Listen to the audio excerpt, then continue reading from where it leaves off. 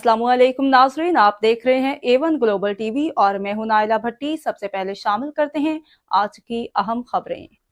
मेलसी शहर में एक और डकैती, मुसल्लह डाकू 8 लाख रुपए लूट कर फरार। तफसील के मुताबिक ताजर महबूब आलम मिसान बैंक कॉलोनी रोड मेलसी से 8 लाख रुपए निकलवा कर अपने घर मदीना टाउन मेलसी में पहुंचा तो दो मुसल्लह मुलजमान ने ताजर महबूब आलम से 8 लाख रुपए लूट लिए और फरार हो गए। वारदात की सीसीटीवी फुटेज में दो मुसल्लह डाकुओं को बगैर नंबरी सीडी मोटरसाइकिल पर शहरी का पीछा करते दिखा गया।